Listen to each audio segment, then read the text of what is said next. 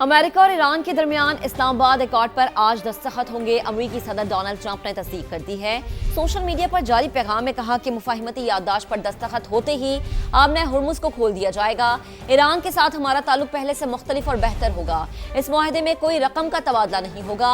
حالات پرامن ہوں گے تو ہم جا کر جوہری مواد بھی کھود کر نکالیں گے جو پچھلے سال بمباری کی وجہ سے پہاڑی تودے کے نیچے دفن ہے۔ صدر ٹرمپ نے کہا ایران اور مشرق وسطیٰ کے ساتھ طویل عرصے تک کام کرنے کے منتظر ہیں۔ امید ہے یہ عمل تیزی، آسانی اور ہمواری سے مکمل ہوگا۔ ایسا نہ ہوا تو ہمارے پاس متبادل موجود ہے۔ امید ہے اس کی ضرورت نہیں پڑے گی۔ ایران کے ساتھ معاہدہ اوباما کے معاہدے کے بالکل برعکس ہے۔ ایرانی نہ جوہری ہتھیار چاہتے ہیں نہ حاصل کر سکیں گے۔ وزیر اعظم شہباز شریف کا کہنا ہے یقین ہے تاریخی معاہدہ دیرپا امن کی مضبوط بنیاد ثابت ہوگا۔ ایکس پر پیغام میں تکنیکی سطح پر مذاکرات آئندہ ہفتے ہونے کی تصدیق کی۔ شہباز شریف کا تعاون پر فریقین سے تشکر کا اظہار، دوست ممالک کا بھی شکریہ ادا کیا۔ امریکی صدر ٹرمپ نے وزیر اعظم کی پوسٹ اپنے اکاؤنٹ سے شیئر کر دی۔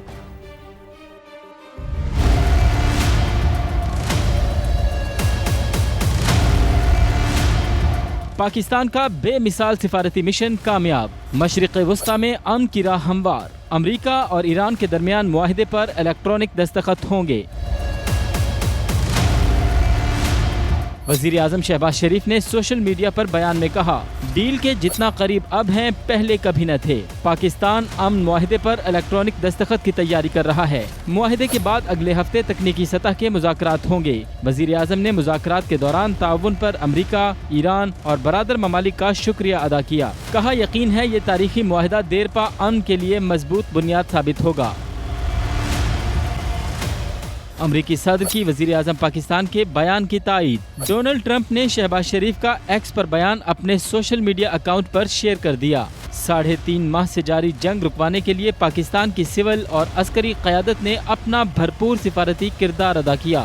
ایران نے مفاہمتی یادداشت پر دستخط سے پہلے روس اور چین کو بھی اعتماد میں لیا۔ ایران کی نائب وزیر خارجہ کاظم غریب آبادی نے چین اور روس کے سفیروں کے ساتھ مشترکہ ملاقات کی۔ فریقین نے امریکہ ایران مفاہمتی یادداشت سے متعلق تازہ ترین پیش رفت پر تبادلہ خیال کیا اور اسٹریٹجک تعلقات کو مزید مضبوط کرنے پر اتفاق کیا۔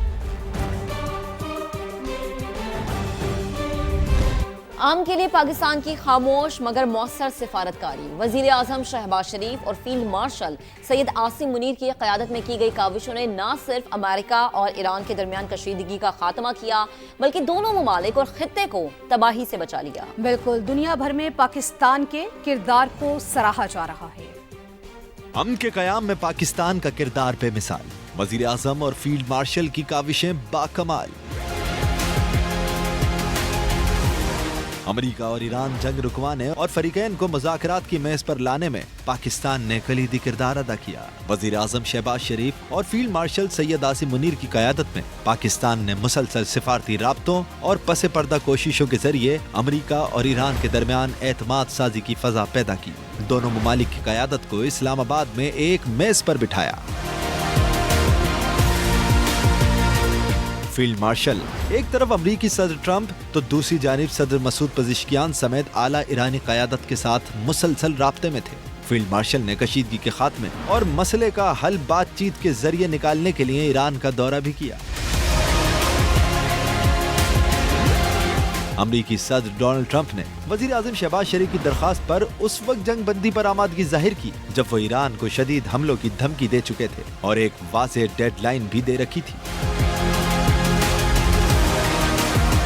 پاکستان کی کوششوں کا محور صرف ایک تھا کہ خطے کو تباہ کن جنگ سے بچایا جائے اور اختلافات کا حل مذاکرات کے ذریعے تلاش کیا جائے، جس میں پاکستان کامیاب ہوا اور دنیا میں پاکستان کی سیاسی اور عسکری قیادت کو سراہا جا رہا ہے۔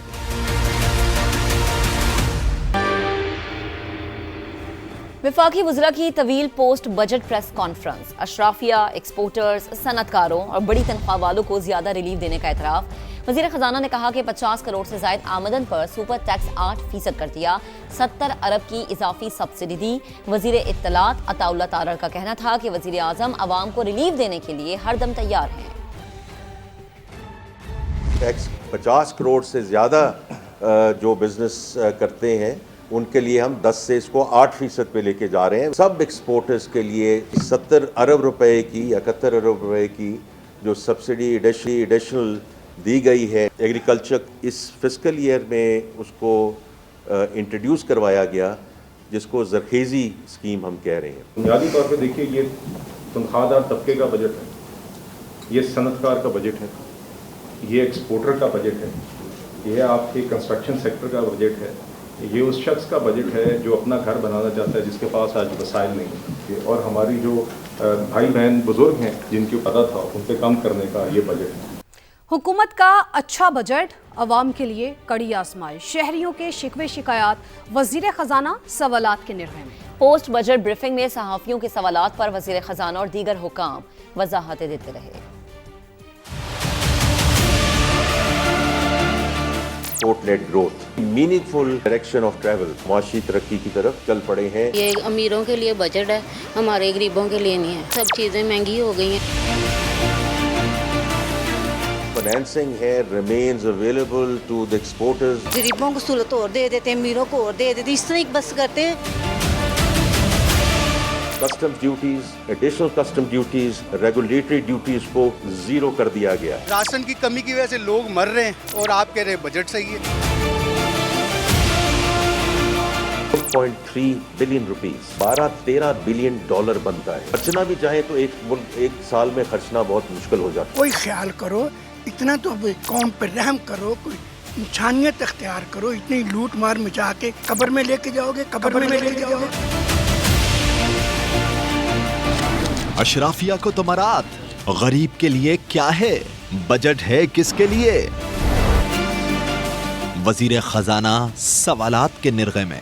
جو ہے وہ ایکسپورٹرز کا ہے, انڈسٹری کا ہے, اور یہ بجٹ تنخواہ دار طبقے کا ہے, وہ جن کی تنخواہیں زیادہ ہیں. آپ نے اشرافیہ کو ایک مرتبہ پھر جو ہے وہ برات دے دی. کسی بھی قسم کا غریب طبقے کو کوئی ریلیف نظر نہیں آ رہا. عوام فریاد کر رہے ہیں, دکھڑا کون سنے گا؟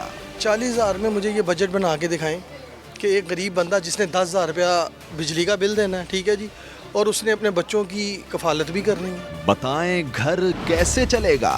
48,700 روپے میں آج کسی کا گھر چل سکتا ہے؟ کسی بھی کوئی بجٹ آپ بنا دیں 41,700 میں. آپ نے بات ہی کمزور طبقات کی. دیکھیں پچھلے سال میرے خیال سے جی ہمارا بیسٹ کا بجٹ تھا 716 ارب روپے موجودہ سال کا رفلی. اس سال ہم اس کو 838 ارب روپے پہ لے کے جا رہے ہیں. کرایہ ہے, بجلی کا بل بھی, اس کا کیا بنے گا؟ کرایہ دینے کے لیے نہیں ہوتے, بجلی کا بل بھرنے کے لیے نہیں ہوتا, گھر میں دینے کے لیے پیسے نہیں ہوتے, تو کس طریقے سے سسٹم چلے گا؟ کیا یہ بجٹ عام آدمی کا ہے؟ انڈائریکٹ ٹیکسز میں آپ نے کوئی زیادہ ریلیف فراہم نہیں کیا. بجلی, گیس, عام آدمی کا بجٹ نہیں لگتا. جس طرح ہم نے پہلے وعدے پورے کیے, آگے بھی انشاءاللہ اسی طرح آپ دیکھیں گے وعدے پورے ہوں گے. وضاحتیں چھوڑیے, جواب دیجیے. ان کو عوام کو تھوڑی سبسڈی دینی چاہیے, فیول پہ اور ڈفرینٹ الیکٹریسٹی یونٹس کے اوپر سبسڈی دینی چاہیے. جواب بس دعا کیجیے. اس لیے ٹارگیٹ سبسڈیز پہ اس پہ دے کر گئے ہیں کہ جو خاص طور پہ افیکٹڈ طبقہ ہے. ہمارے ساتھ دعا گو رہیں کہ یہ کانفلکٹ ختم ہو. ہمارے ساتھ دعا گو رہیں کہ یہ کانفلکٹ ختم ہو.